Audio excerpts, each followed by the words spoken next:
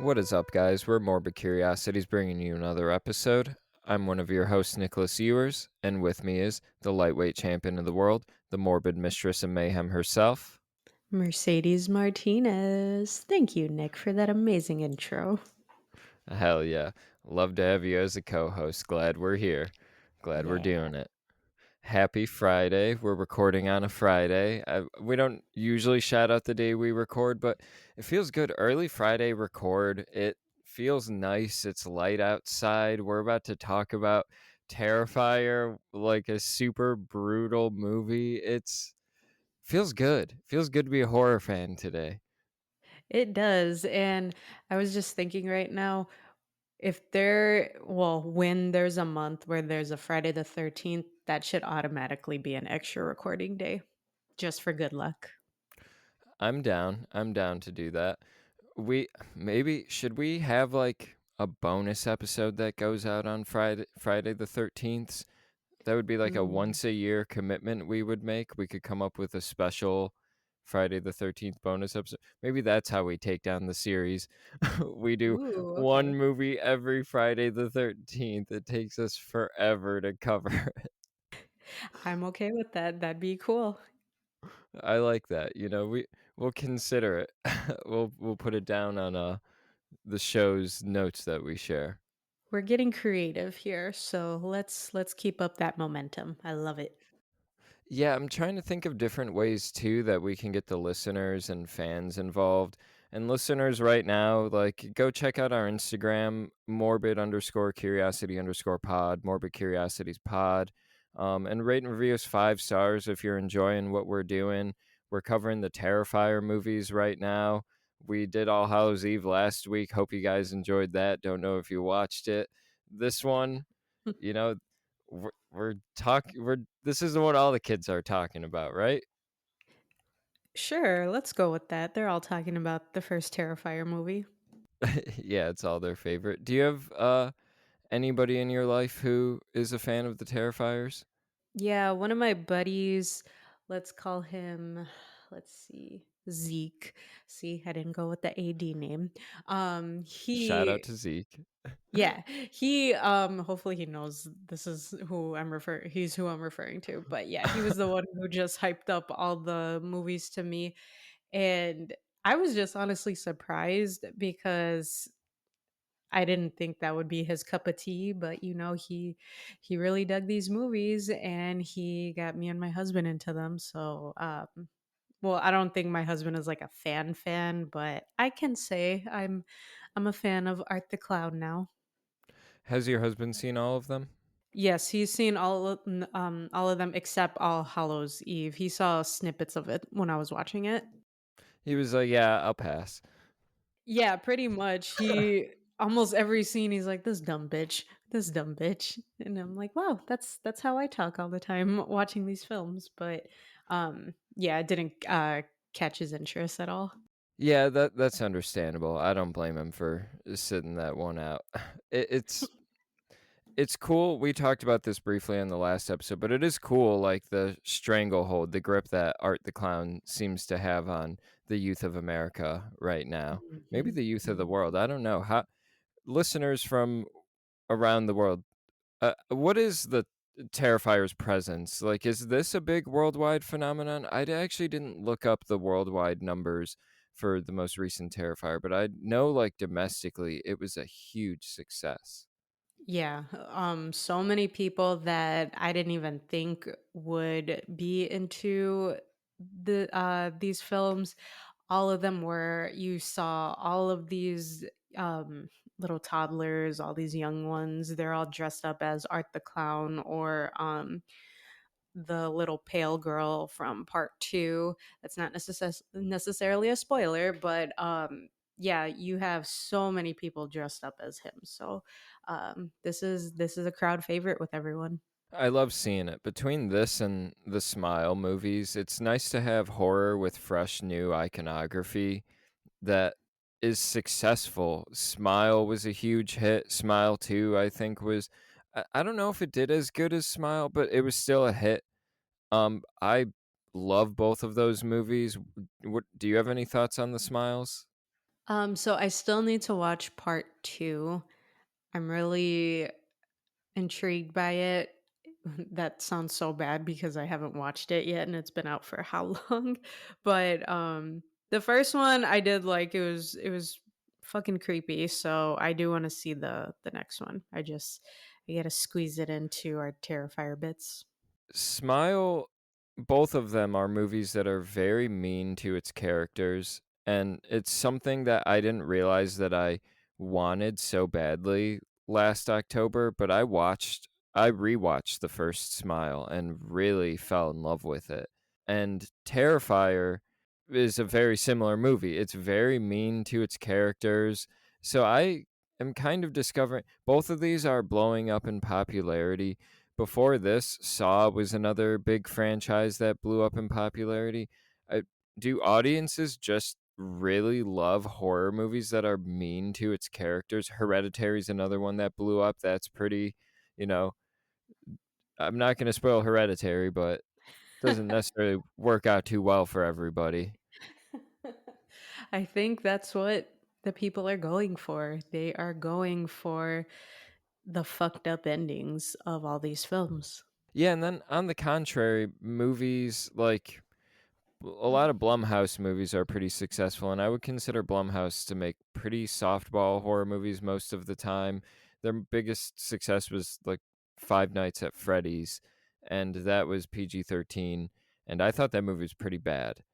I know a lot of people disagree with me. I may be wrong, but it really wasn't doing it, but it was still super successful, and they're going to make like 11 more of those probably. Really? That many more? That movie was a huge hit, dude. And it was a day and date release, I'm pretty sure, with like Peacock, because Blumhouse Universal, I think it was Peacock. So it came out on Peacock the same day it came out in theaters, and it still made, I want to say, I could be wrong. It made at least 100 million. I think it got up to like 300 million or something like that. It was ridiculous. And the movie I think is pretty bad.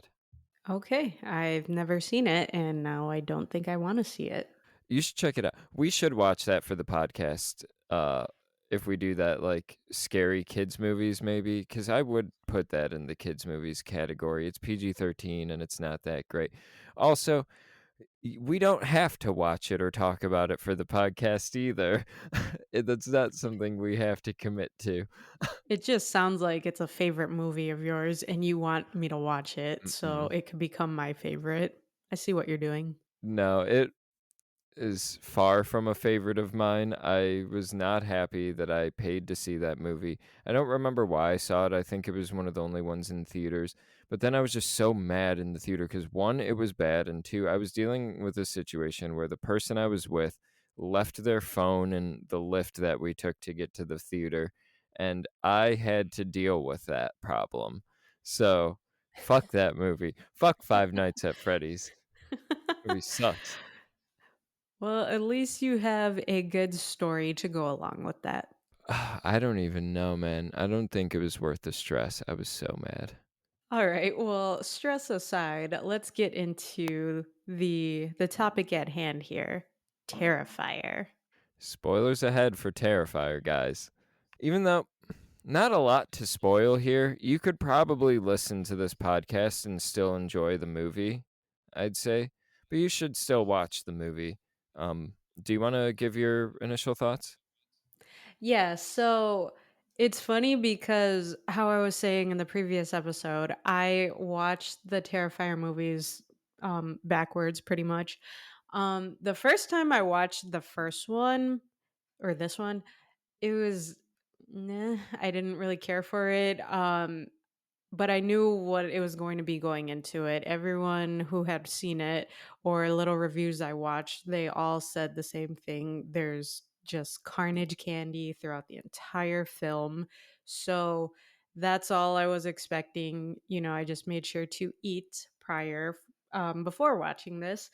And then it was just, it left me so disturbed that I was thinking, I don't ever want to watch this again. I can watch the other ones, just not this one. And then watching it, rewatching it now for the podcast, directly after we watched All Hallows Eve, I kind of like it now. I can actually say, it jumped up a notch for me. Hell yeah. I dig it. I dig it. I didn't know how you were gonna feel about it because you seemed to question me digging it when I I texted you. I was just surprised that you did like it, but yeah, just go into your opinions on it, because you seem to be on board with it as well. Yeah, I rated this movie a 3.5. I gave it a 3.5 star rating on Letterboxd. Guys, go follow me on Letterboxd at Nicholas Ewers. Um, it's where I log all my movies, review them sometimes. But I really enjoyed this movie. I found it to be a huge, huge step up from All Hallows Eve. It I feel like Damien Leone, we can basically say this is his first movie, similar to James Cameron, where he directed Piranha 2, but we all just say, yeah, Terminator is James Cameron's first movie. Or M. Night Shyamalan. People don't even know that he did a small indie film, Praying with Anger, and a comedy with starring, what's her face? I can't remember her name. I'll leave it alone, but it's a comedy called Wide Awake, and he did both of those before The Sixth Sense, and people just consider The Sixth Sense basically his first movie. So I think we can pretty much consider this Damon Leone's like first official movie, and I dig what he's doing here. It's a really good exercise of horror. There's not a whole lot of plot, but there's a good amount of kills. I will say there's some fat that I think could be cut. I'll talk about that more when we start to get into the actual characters and the plot. But this movie is appropriate. I'm looking at the audience rating on Rotten Tomatoes. It has a 52% audience score, which I can kind of get now that I think about it, and a 62% critics rating. That kind of surprises me. I wrote a whole thing down that says some critics shouldn't review horror because I expected this to actually have bad reviews. But that's pretty appropriate. That's pretty on point. I think that that makes sense to me. This movie, I have a big appreciation for what it's doing, what Damien Leone is doing. He reminds me of an early Sam Raimi, not in style, but in ambition. And I I found this movie to be effective, gross, nasty. It made me uncomfortable. I couldn't eat while watching it. I walked away the second time watching it during the fucking bone tomahawk scene. Listeners, if you've seen Bone Tomahawk, you know what I'm talking about. This movie's wild. It's a trip, and I'm fucking glad we're doing these movies. I'm so stoked on them. I had a blast. I wouldn't say a blast. This movie is very upsetting, but man, I am glad I'm taking in these things, and I'm glad they exist in this world and people are digging them and they're making money. So what you're saying is you like to live on the dark side of things. You're liking all the killings in here. They just stir something deep inside you. It we tend to talk about, do these characters deserve it? This movie doesn't really set up characters who deserve a lot of the things that happen to them, and it's like Agreed. pretty horrific the things that happen to them. But it is effective when you're watching something and you just know so many innocent people are going to die left and right. There's nothing you can do about it. There's nothing they can do about it. You, as an audience member, are helpless to their situation. You know their helplessness. You know their fate, and it's really effective in my opinion. Yeah. So, um, any other thoughts before we jump right into it? No, I'm down to go right into it. Yeah, Cool. So you start off with, hopefully I'm remembering it correctly, the little TV where they're doing this interview with, you're the one that pointed it out, the actress who played the babysitter in All Hallows Eve. Katie Maguire. Yeah, her character in here is named Monica Brown, and she is interviewing someone who has a fucked up face.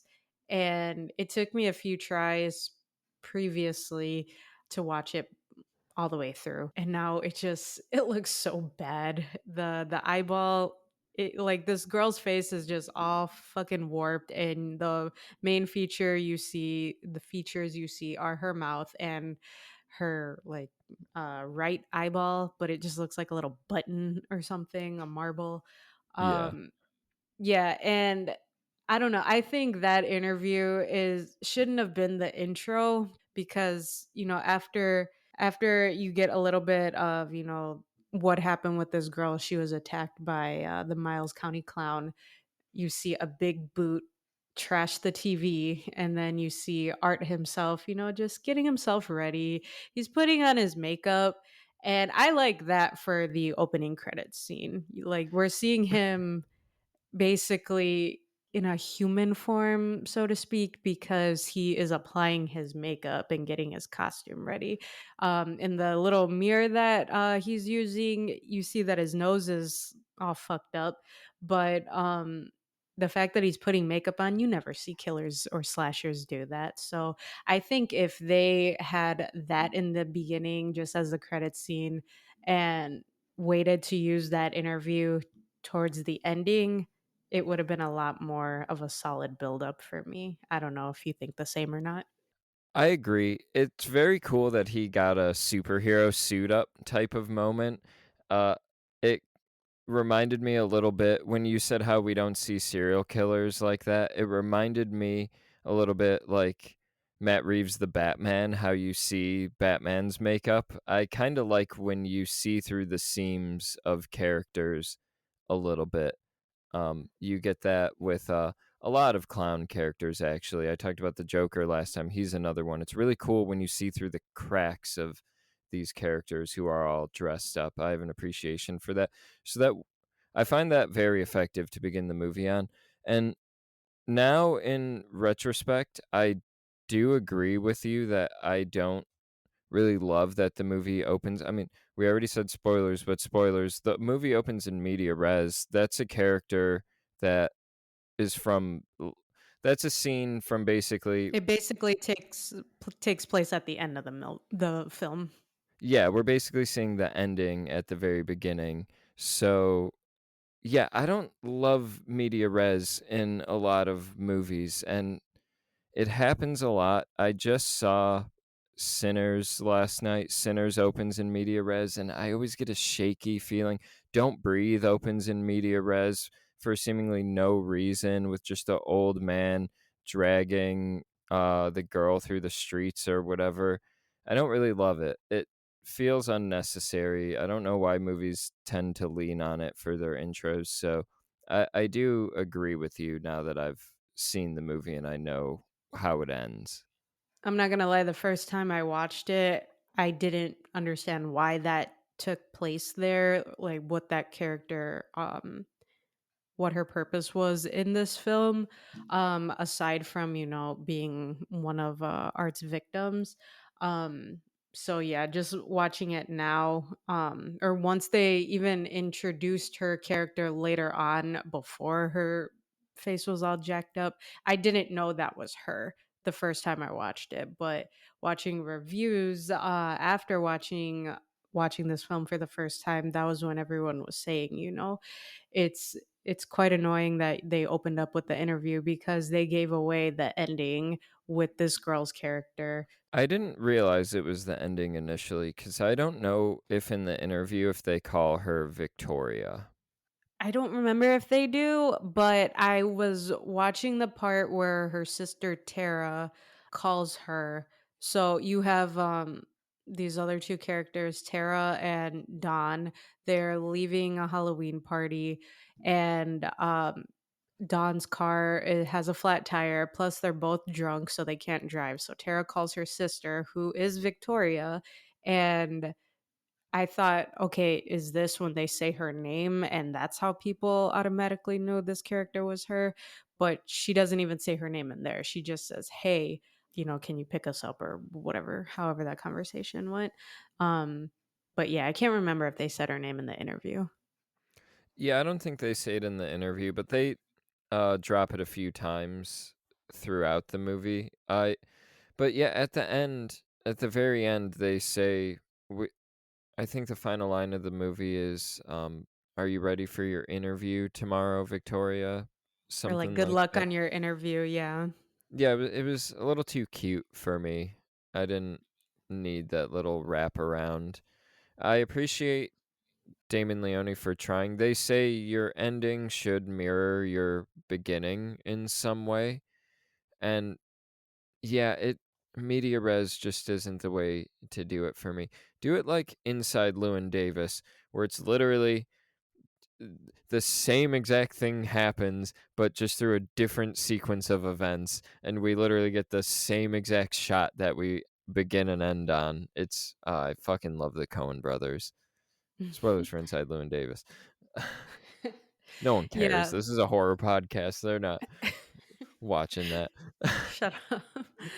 Um, but yeah, it's just it was a strange setup. But anyway, you have these two girls, they're pretty drunk, and they see Art the Clown in the distance just staring at them.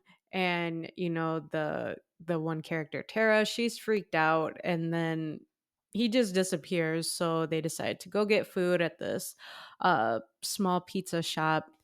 And can I just say how fucking annoying Dawn is?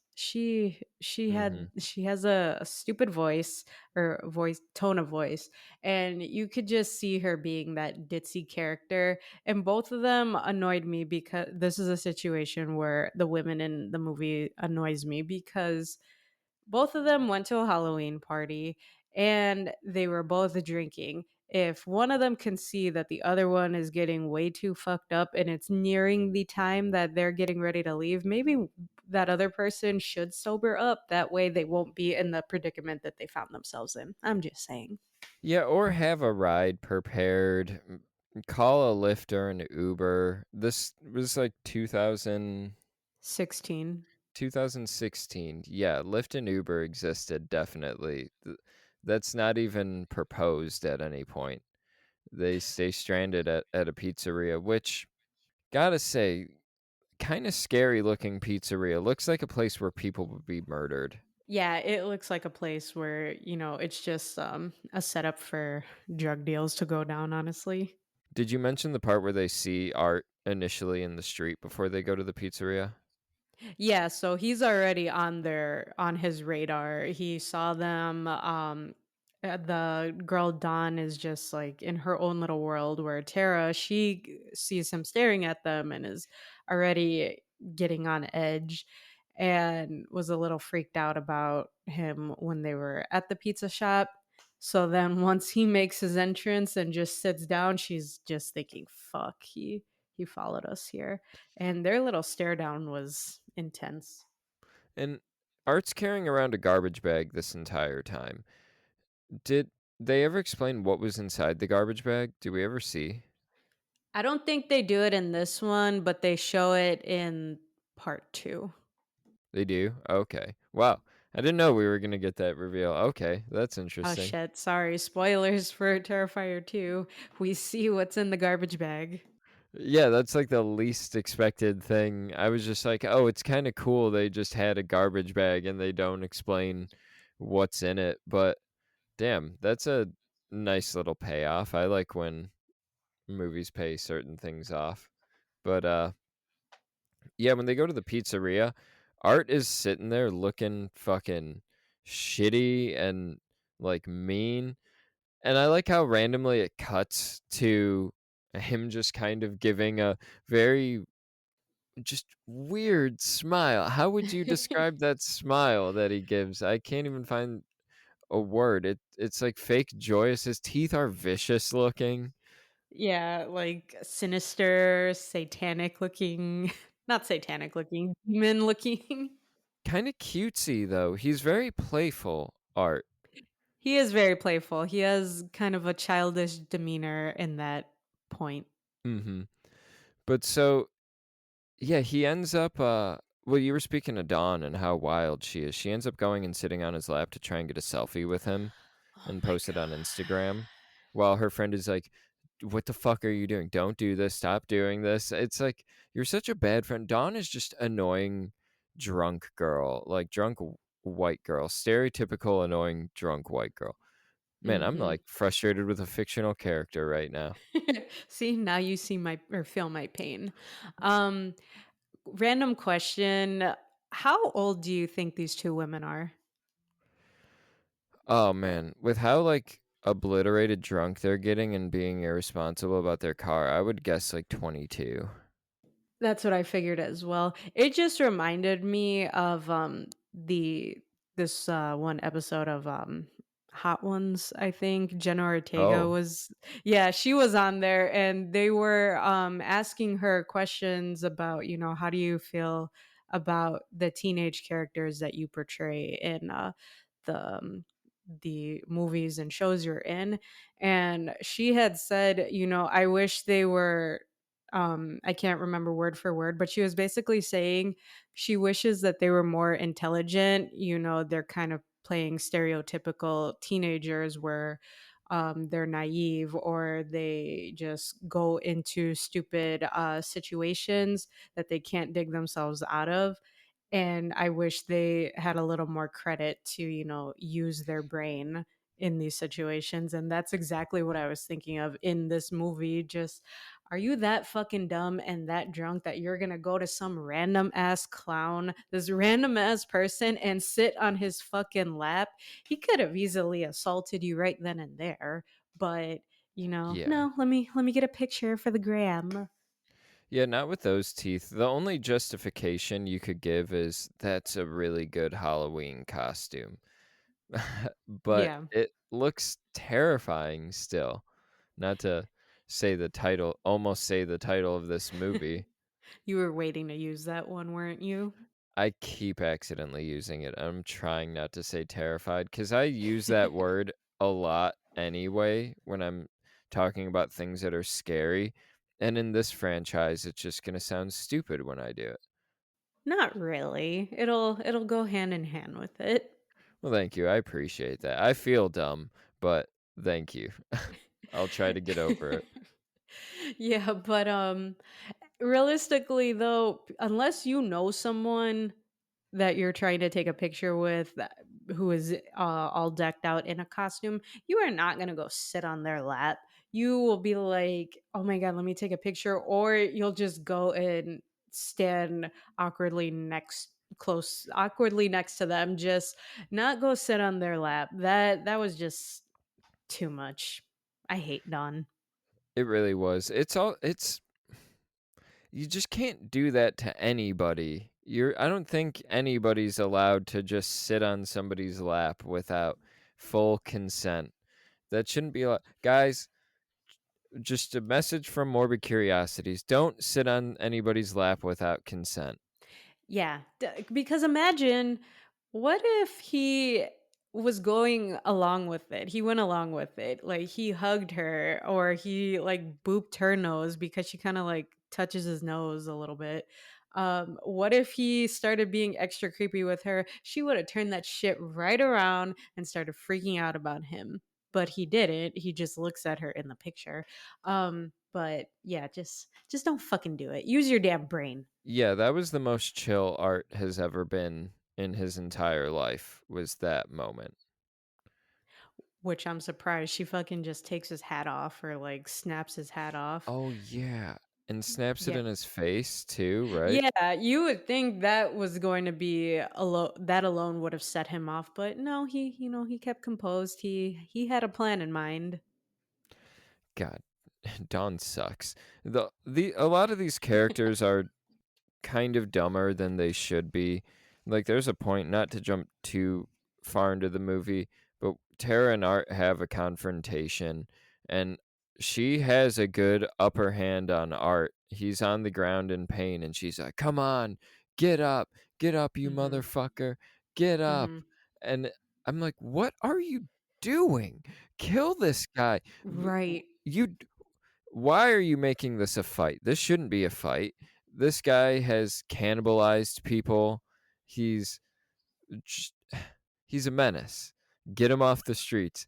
Kill Art the Clown." But she gives him some time, and then uh, I'm just gonna say this now. He pulls out a handgun, which I find was kind of funny. We don't have to like go straight into this moment yet if you don't want to, but found it funny. It's reminiscent of All Hallows Eve. There's a lot of um this movie reuses a lot of what All Hallows Eve does. I hope the franchise doesn't continue to do that and it just Damien Leone gets it out of his system here and he keeps upping the game from 2 to 3. But yeah, I did appreciate those little callbacks to All Hallows Eve. Yeah, I started noticing those too.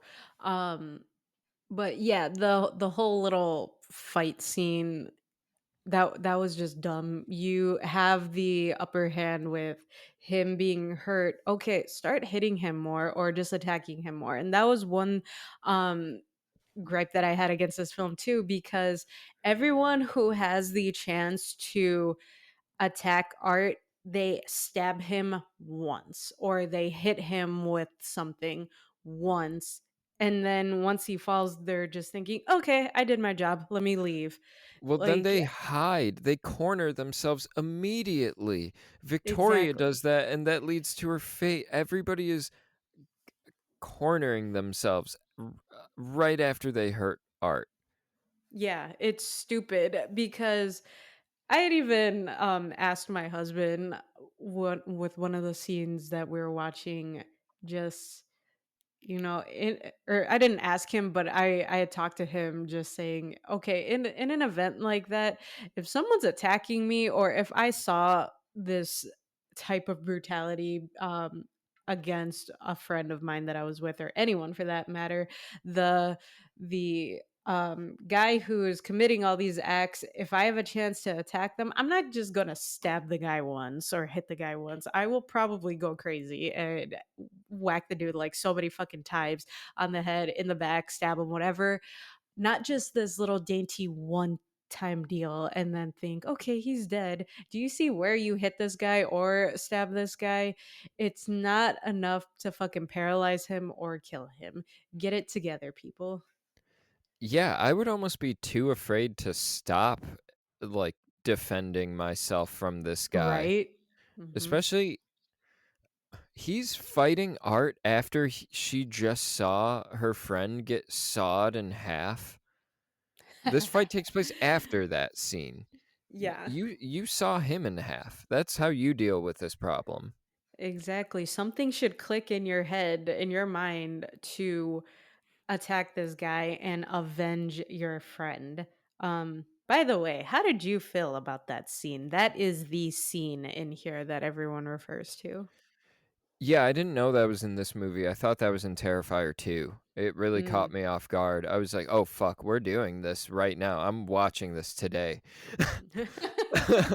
I didn't realize that. Yeah, every or once part 3 came out and everyone was talking about that scene. No, when part 2 came out and everyone was saying, "Oh, the bedroom scene."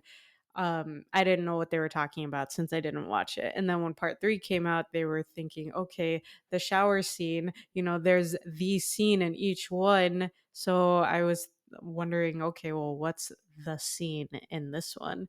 And then once we got there, damn, that that was painful to watch. Him using a hacksaw just makes it so much worse. And honestly, having used a hacksaw on things before, maybe the hacksaws I was using at previous jobs weren't really that sharp. They were pretty worn out. I feel like it would take him a lot longer to do what he did to that woman. And Oh, definitely. I don't even want to say what he did to her. It was so upsetting. And the fact that when he's cutting her, he doesn't fully split her. It's like she's got a little bit of head, still keeping her like as one Together. piece, Right. and she just dangles there. Honestly, Tara's reaction isn't horrified enough. She gets over it pretty fast and then challenges Art to a street fight later. Right. She's like, "Hey, let's have a fair fight. Get up and fight me." It's like, "What the fuck are you doing?" Right. um, it's crazy. You know what's trippy too? So I can't remember where I watched or heard this from, but from the Texas Chainsaw Massacre when he lifts the girl up and like um spoilers for this movie if people haven't watched it. When he lifts this one girl up and he just like puts her back on like that hook that's suspended from The, the like, meat hooks. yeah, yeah, that part. I remember some people were talking about it and they were saying, the scene is more horrific watching because you see she has like a backless top on or whatever the fuck she was wearing, and that reminded me, or this scene reminded me of that because he Art has this bitch suspended in the air by her feet, and she's naked except of her she only has her fucking panties on, and then right before he starts slicing her in half, he rips them off, and I don't know why, just that act alone made it that much harder to watch, as if that Mm. little fabric of clothing was gonna save her or help in any way. It really wasn't, but yeah, Yeah, that because the that blade whole is still gonna cut through it, but you're just knowing exactly. the blade is, like, touching directly on such a sensitive area. Mhm, just slicing and dicing right there. Ah, that was rough to watch, man. Guys, go watch this film just for that scene if you haven't yet. Ugh. Yeah, there are kills I've seen similar to that inside and outside of this franchise, but the fucking hacksaw is what makes it so much worse. I can take a chopping up, Texas Chainsaw Massacre style, but the hacksaw is just such a fucking brutal weapon. That or like a sawzall, one of the Evil Dead, someone uses like fuck, I forgot, a turkey carver, whatever it's called. I don't know if that's exactly the word for it. I know what you're talking The thing about. you I used to I carve don't a know the proper turkey though. term. Yeah, I don't know the Yeah, proper term, but I get it. yeah. It's a hacksaw though. That's got to take the cake. I mean, god damn it, Damien Leone. I think what makes it worse too is the fact that all the weapons that Art is using in here are fucking dull and rusted, and Yeah. that just adds to the goriness of all of his kills. And then he always manages to create a weapon filled with multiple devices. So there was like scissors, razors, all these little incision knives on there, just so he can whip it at all of his victims. That alone is just ow. Yeah, I like the I'm not gonna say I like this because Yes, you do. it's a very weird thing to like. I like it You like for it. Art the character, And but his kills, the needle that he has that he injects into people, that's a very unique touch. the date rape drug essentially. That's why I didn't wanna commit to saying I liked it. But it's like it's very it's somehow one of the worst actions Art's done is and it's very violating. It also reminds me of the poster of this movie Audition, the Japanese horror film. Have you seen Audition? I have. I was traumatized after watching that. I couldn't focus for a good week or so. That's one I would really like to cover on the podcast one day. We can do it. We can do it. Yeah, if we do like a Japanese horror season or figure out some type of theme to work it in. We'll get there. Yeah, guys, check out Audition if you haven't. Yeah, I did enjoy the little touch of him having something unique like a needle. I did want to ask you, what did you think happened to that first pizzeria guy? What do you think Art did to that man? He's just a head on like a stovetop burner. So that's a thing too. I've been noticing that almost every kill he does something to their eyes, whether pokes their eyes, shoots them near the eye, an eyeball is missing, so he probably carved out an eye. I think it's an easy special effect to do. True, that makes sense. best case scenario, he choked this guy to his death at first. So maybe he didn't experience all of the carving and detailed work on his face to basically make him a jack-o'-lantern. But seeing that part really made me so uncomfortable. Just the little slits in his eyes and then the light illuminating through the eye sockets and his mouth. That was so gross. It was a creative kill though. There's a chance art suffocated him first. He's been known to use cellophane or, maybe he knocked him unconscious, injected him with something. I have a feeling Art sawed his head off when he was alive or something. That happens to the one of the pest control guys later in the movie who just shows up just to get, I think, one of the most horrific and best looking kills of the whole movie, where Art like stabs something through the top of his head and then just starts sawing off his head. Uh, that was that your favorite kill out of the movie though? I don't know if I would put it at my favorite. It might be my favorite because it was so good looking, it was so effective, and it wasn't the most obscenely horrific kill. True. I almost had to look away a couple times. It looked very good, I thought. Yeah, just seeing like how his eyes were just rolling all around once he was stabbed in the head. Just remember or recall all the times that you've banged your head on something or you Mm, fell and hit your head. So this man had a fucking knife stabbed into his cranium. That had to fucking suck. I know, man. When you And you put have it a that headache right way, now.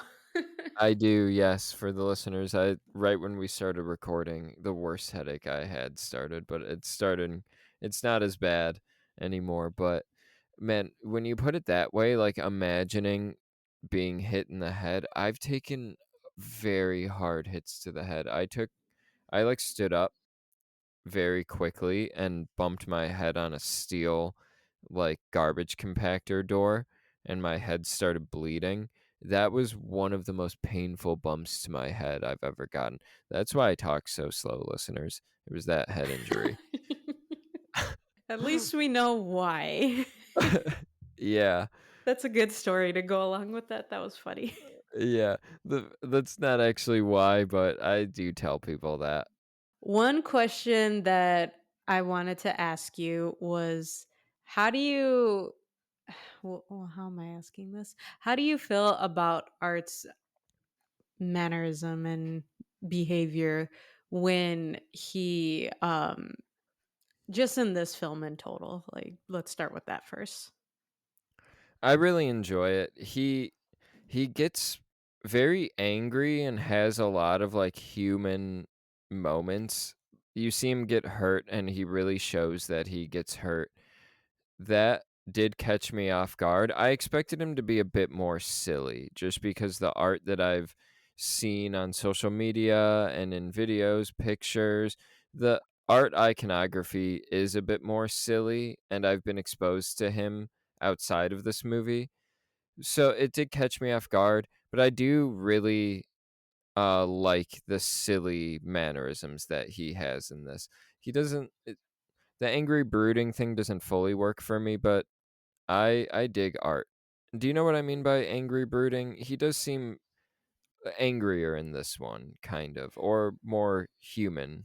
He does, and, I agree with you on that because since I was watching reviews of this and, like you said, seeing him, in, more of a silly, aspect, or lighting, I should say, it was disturbing to see him in here, especially because when he ultimately kills that homeless woman, or they call her cat lady, I think, in Yeah. here, he scalps her so he can have her hair on him, and then he carves out her chest so he can have her breasts on his chest, and he was naked at that part just to fool Victoria, to make her seem like he was her sister in dire need of her help.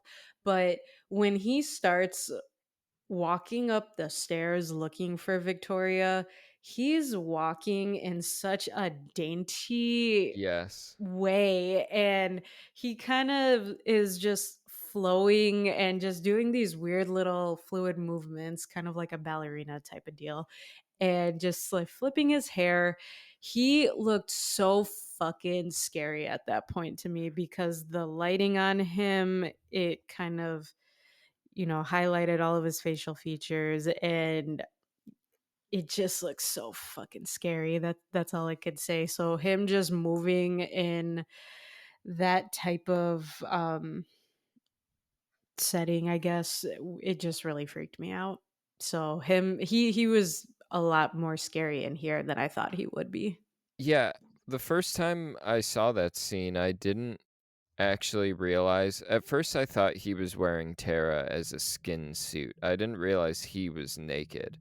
You don't see Mhm. his dick at all, right?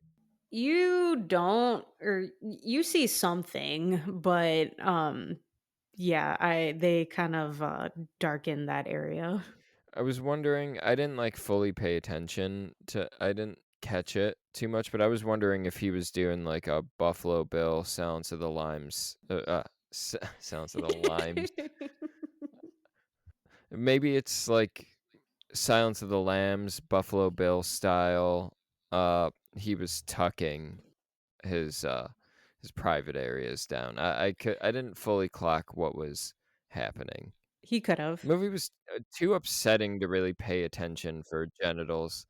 It's not fun like the Charles I franchise was we were gonna in. say you were so determined to see Chucky's genitals, but you don't want to see Art's genitals. No, no real interest. It's because Chucky's a doll, isn't it? Yeah, I'm curious about Chucky's genitals. Art's genitals feel threatening. Okay, I will give you that one. Are there any other sections we want to talk about? What do you think about Tara and Art's fight? Do you have any thoughts on that? Or we haven't really talked about the Victoria section either. So when Tara calls Victoria, she is over at school. I guess she's studying for an exam. So she does decide to go help try to pick up Tara and Dawn. So when she does get there, um Art's already having his way with these women, and her dumbass tries to go up to the building to find them.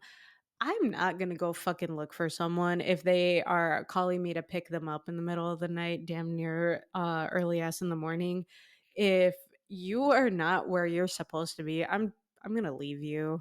I'm sorry if that sounds mean, but I'm not gonna go Damn. fucking look for you. I thought you were saying you were going to call the police or something.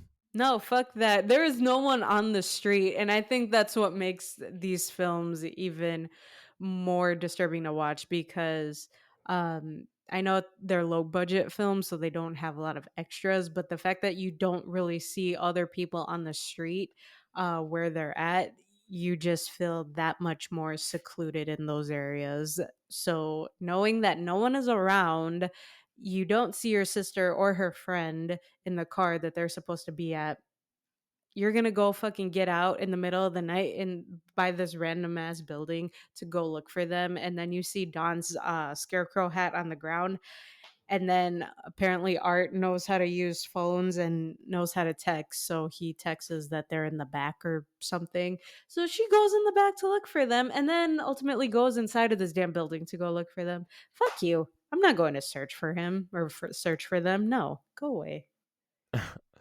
You did point out something that I now find interesting is this movie doesn't have any extras. Everybody who's on camera is a speaking role.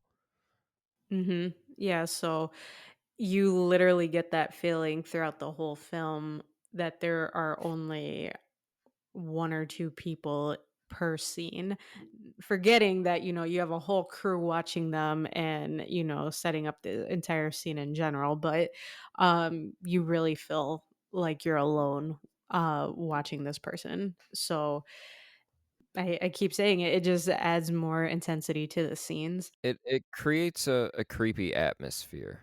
Yeah, exactly. So it sounds like you may have friends who could potentially be murdered by Art the Clown then. Yeah, I mean, Sounds like if they you're shouldn't call you if they have a clown problem on if their you're hands. dumb enough to go well, think about it. You have, before anything happened to Tara and Dodd, Tara kept saying she had to go to the bathroom. So she goes to bother the janitor or whoever it is taking care of the building.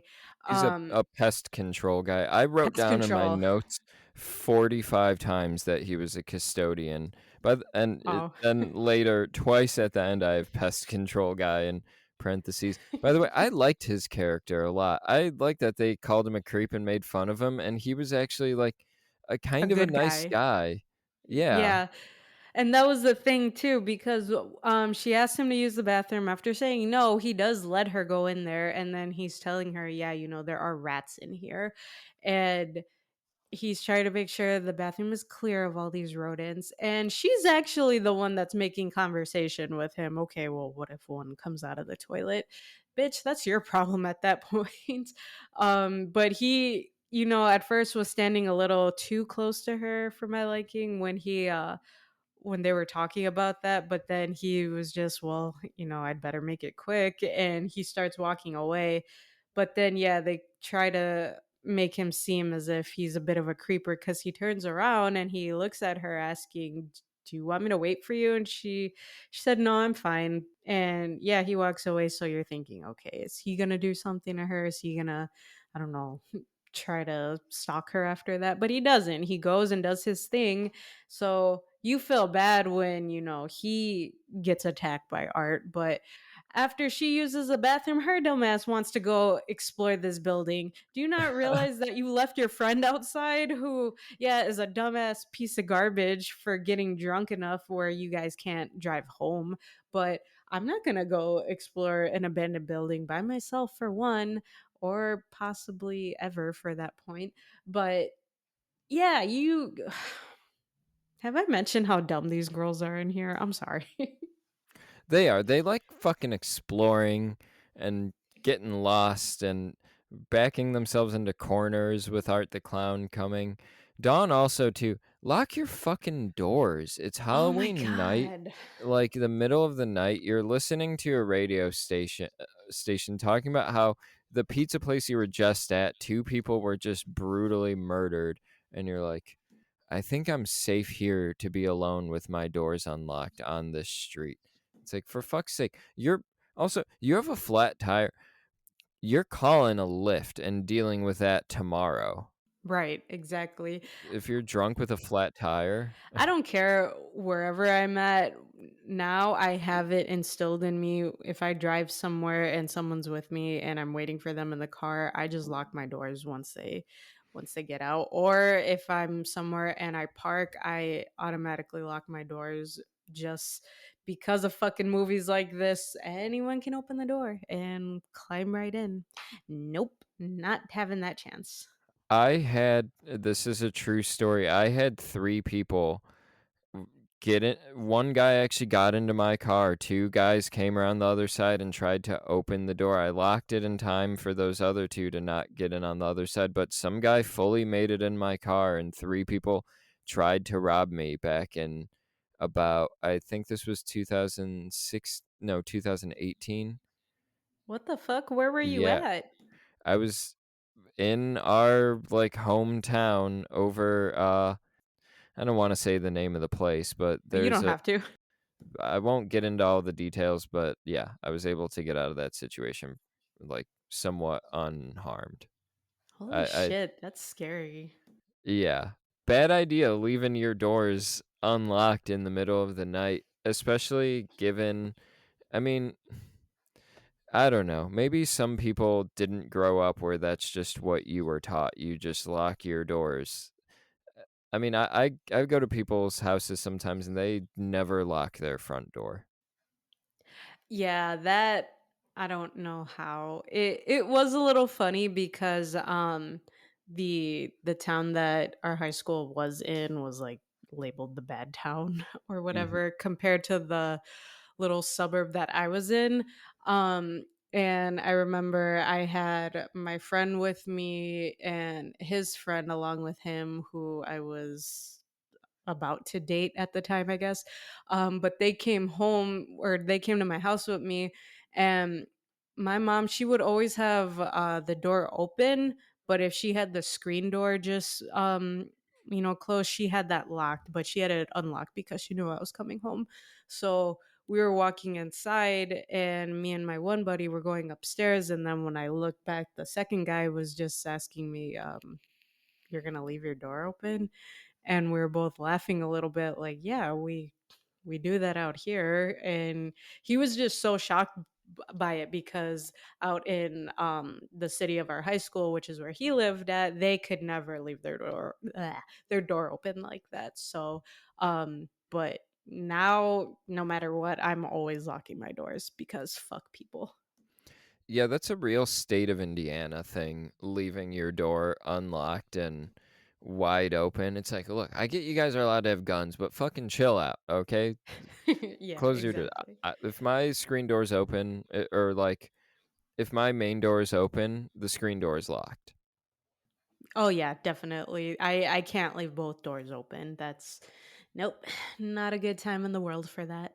Yeah, I live right off a major road where random people are just walking back and forth all the time. So, yeah. Yeah.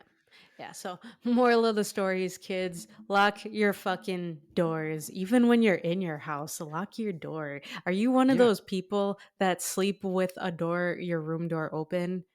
Who does that? Yeah, have movies taught you anything? And we get it. We live in the state that Halloween takes place. You know, the killer Yeah. comes to you in those movies. I get it, but it still just feels irresponsible to not just take that precaution so you don't get Art the Clown or Michael Myers. Exactly.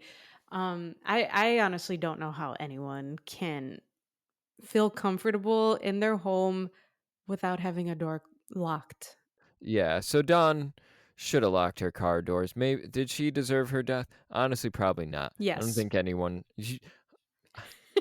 I'm gonna talk you down from that. I'm gonna try to. Okay, She, please try to talk me down from it. she gets hacksawed in half while hanging Is that upside all? down. Does Is that anyone all? deserve that? Does anyone deserve that?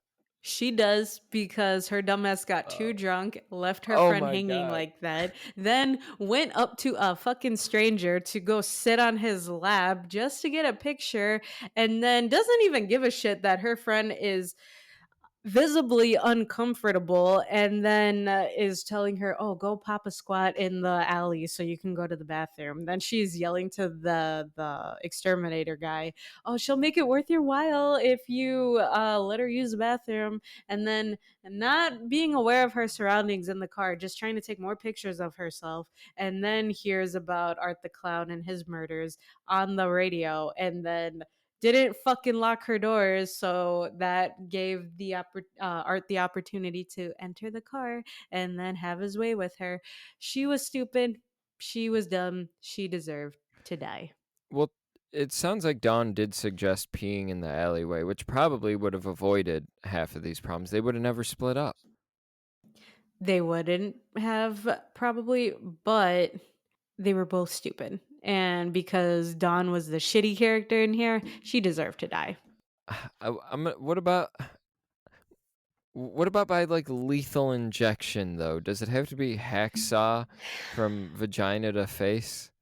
We all know that you're a fan of the in I'm here. not a fan of the. Don't tell people that. That's not true. God It's damn not true, guys. I'm just fucking it. with him. It's really Yes, not true. that But I'm talking about what we use to kill dogs. wow, why'd you have to go that route? Why did you have to say it like that? What Don't in? you know I have a dog? Yeah, I have a dog too. Yeah, but I'm sensitive to that subject here. I have two dogs actually, so I love dogs more than you, by I'm two. I'm just waiting for you to start saying, "You know how much shit you talk about your dog? Do you really love your dog?" Yeah, exactly. Well, Well, no, you missed that opportunity, so you can't say it now. You can't use you that. you said it for me. Well, you can't use it. It's invalid here. I could just edit out you saying it and then make it sound like you never said it and I was the first one. Well, too bad. Anyway. Yeah, I don't fudge with the documents like that. I just like that, um, it reminds me of Audition mostly. It's you don't see it too much. It's a very creepy, upsetting, and effective thing for a horror movie. Not in real life. Nothing in real life like that. Probably gonna cut all of that out. I don't I I um, genuinely am sorry for making you feel uncomfortable or just it's okay. I forgive you. Everybody knows that we're kidding.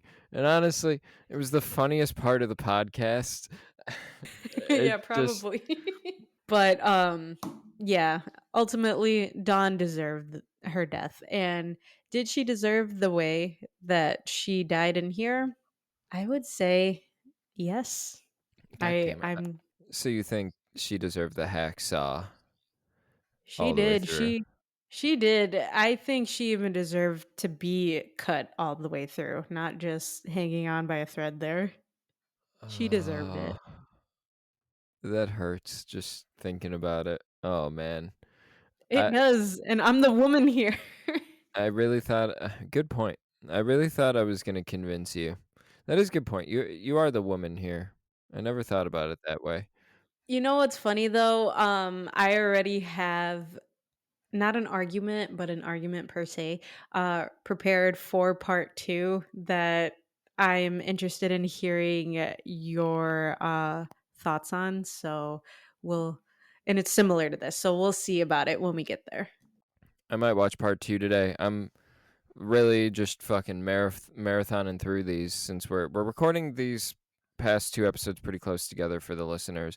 But yeah, I'm this is a good series to marathon.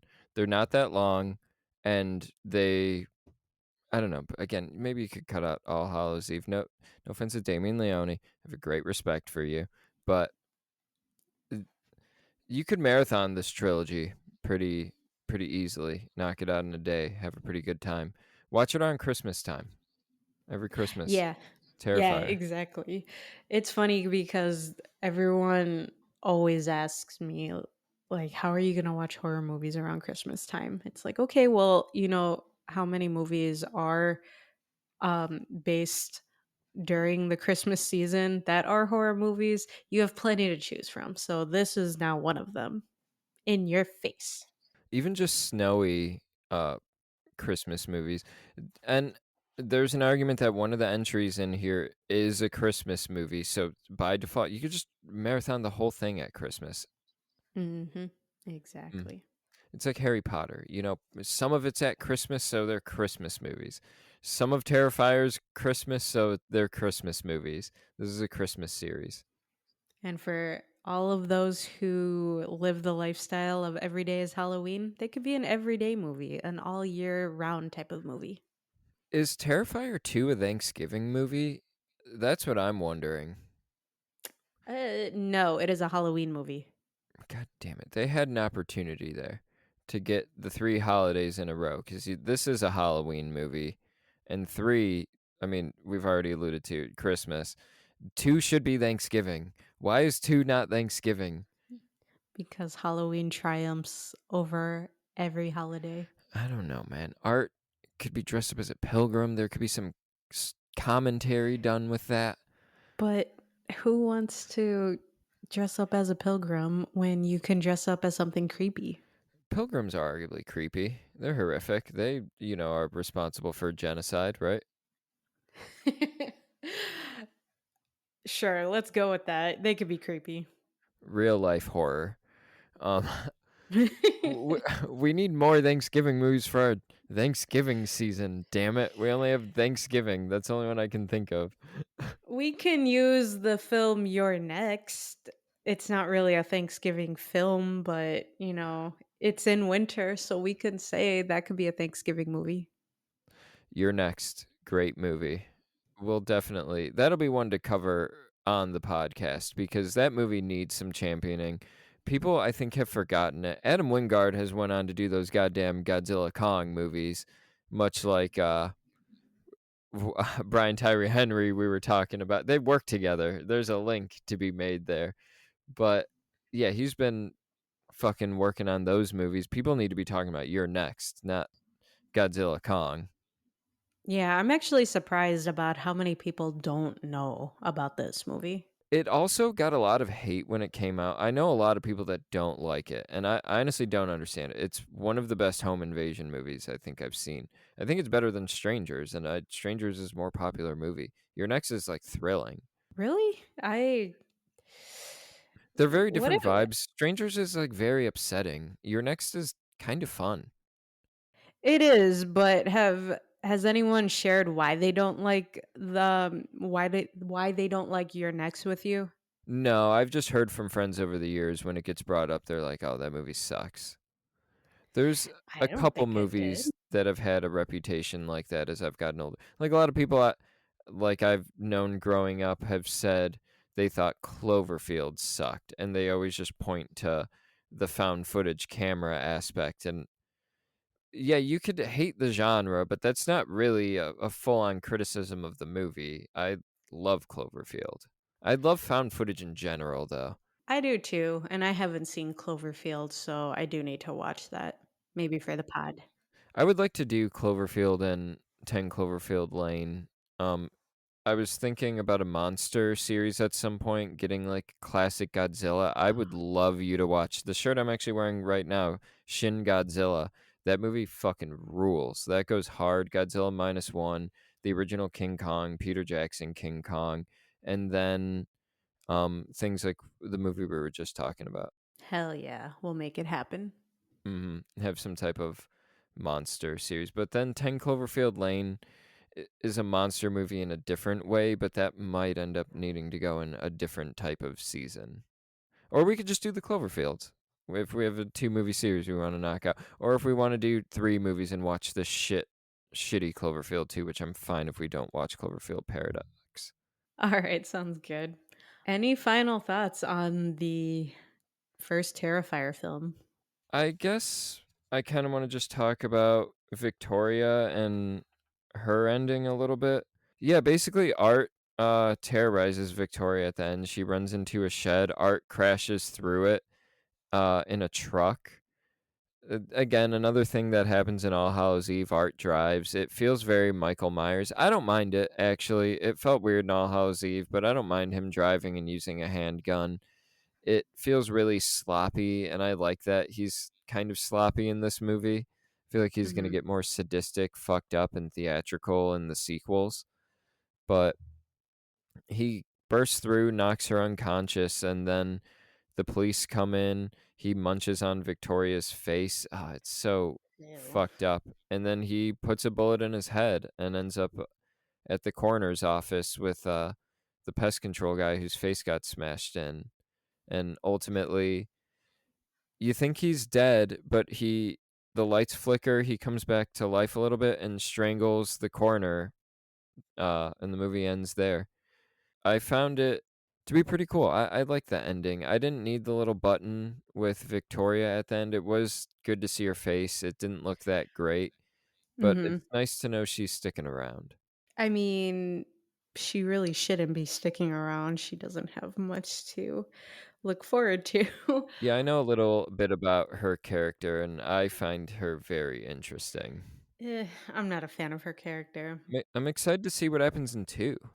What did happen in 2 with her?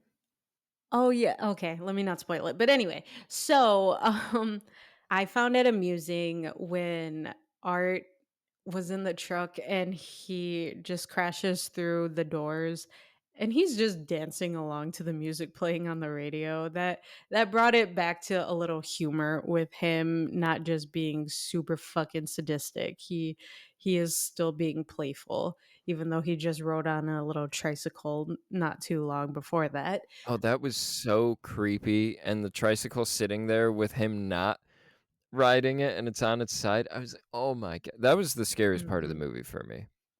Yeah, it was so fucking creepy.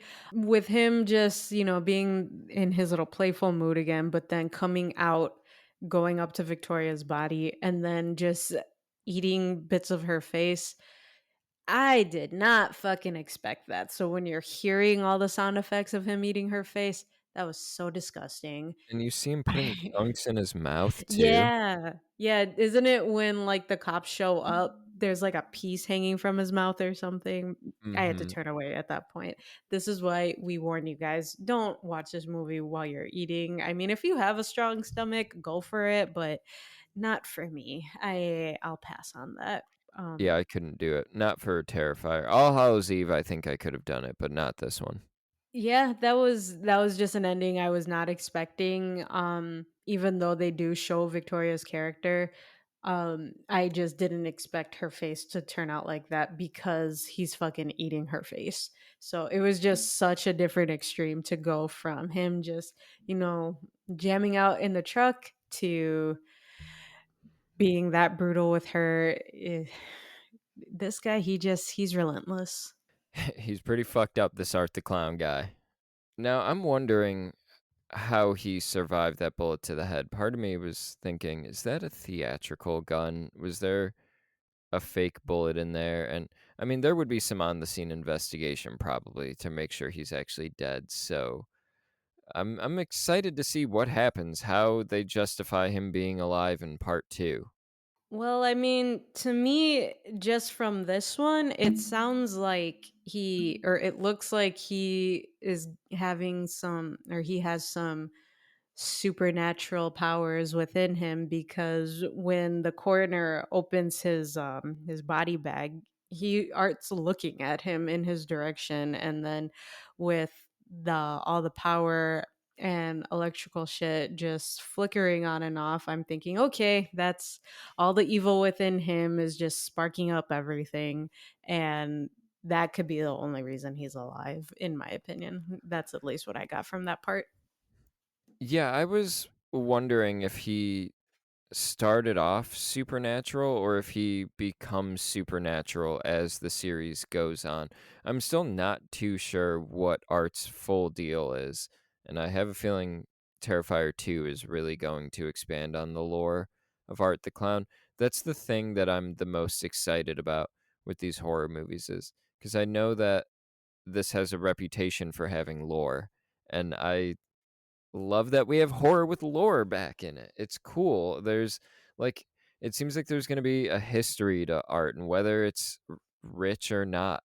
I find it really cool and I'm so excited to see what Damien Leone does with this story. I'm Terrifier 4. I'm ready for it. I was thinking about this earlier actually. He could end up being like Sam Raimi when he was on Army of Darkness in his career. Because at this point, Damien Leone's he's done his Army of Darkness. He's on his third of his franchise that he's created and has developed this really cult like fan base around.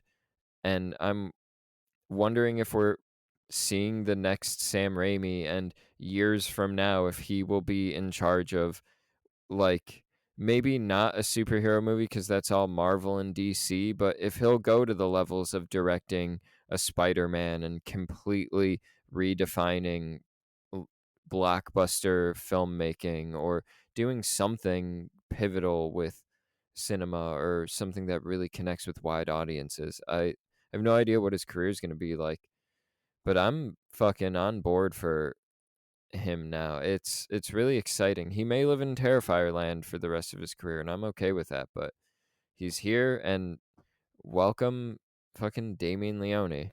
Hell yeah. Just after seeing the third one, it really got me hyped up for the next one. And I believe that's the one where Damian Leone said was gonna be the last Terrifier film.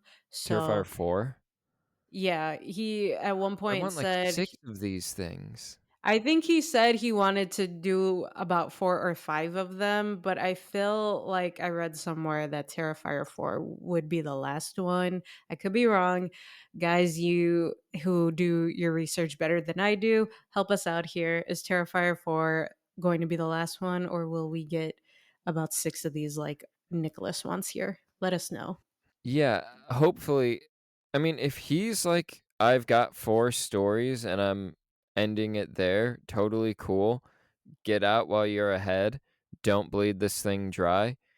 But if there's room to do 6, I welcome it. If he doesn't feel like he can, if he can't justify it, that's cool, but if there's room for it, let's go. 6 Terrifiers. But again, maybe he wants to do other things with his career. I'd be very interested to see what other ideas he may or may not have, or what he's even interested in doing. I find him fascinating, and these movies I'm so intrigued by. Yeah, I'd be interested to see if Damien Leone is able to create another slasher or just another horror movie in general that can kind of compare to the standards of Terrifier 2 and 3. So, yeah, let's just stay tuned and see what else he has in store for us. Hell yeah, guys. And if you enjoyed this episode, remember to rate and review us 5 stars on Apple Podcasts and Spotify. Go follow us on our Instagram at Morbid Curiosities Pod. Dropping content weekly over there. We'll be trying to get on dropping more clips. But yeah, thank you guys for supporting. Thank you for listening. And we've been Morbid Curiosities. Let's go.